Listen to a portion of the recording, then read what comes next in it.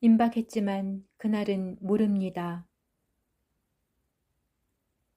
휴거의 영광, 생각만 해도 설레는 날, 전에도 계셨고 이제도 계시고 장차 오실 예수 그리스도.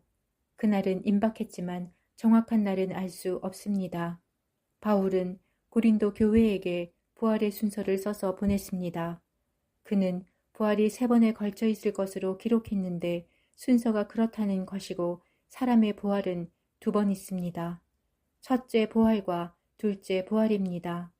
두 부활 사이에는 천년의 간격이 있습니다. 바울이 부활을 기록한 이유는 어떤 사람들이 죽으면 끝이다, 부활은 없다고 했기 때문입니다. 현대 무신론자들이 그런 사람들이고 사두개인도 부활을 믿지 않았습니다. 사람이 죽으면 존재가 소멸된다고 생각하지만 그렇지 않다는 것은 예수님께서 부활하심으로 증명하셨습니다. 예수님은 부활의 첫 열매가 되셨습니다. 사람은 육의 몸과 영의 몸을 가지고 있습니다. 육체를 가진 사람이 죽으면 영체를 입고 그 후에 부활하여 최종적으로 신령한 몸을 가지게 됩니다.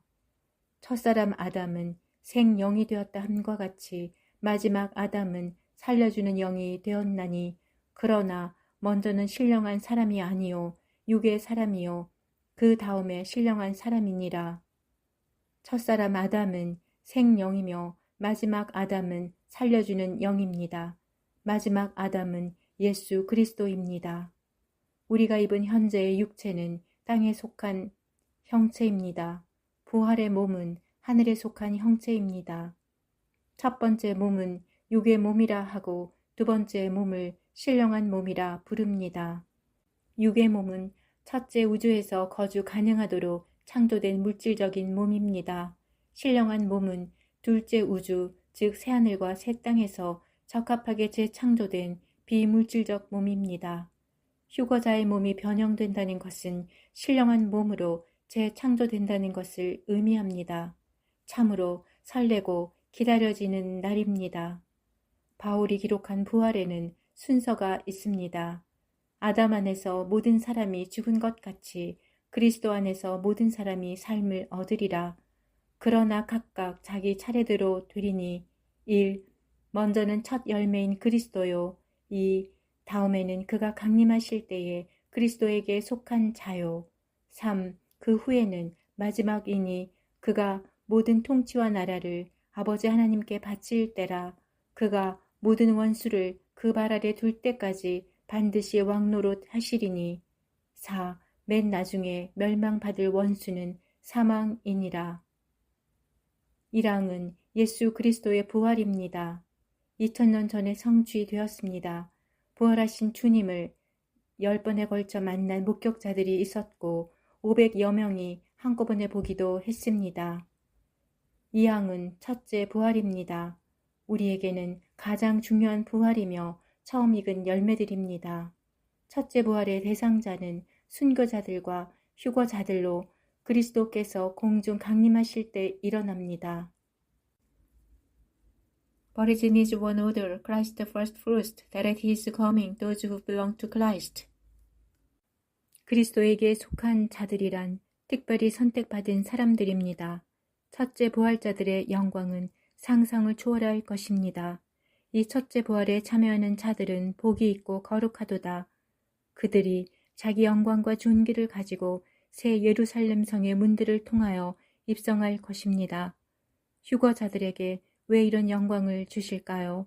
그것은 악한 세상에서 주님의 말씀을 있는 그대로 믿고 순종했기 때문인데 그것이 믿음입니다. 그런 사람들을 주님이 기뻐하시고 부르실 것입니다.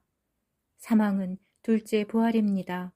마지막이란 그리스도께서 모든 통치와 나라를 파멸시키고 아버지 하나님께 바칠 때인데 인류의 역사도 끝나고 악의 세력도 모두 끝나는 때입니다.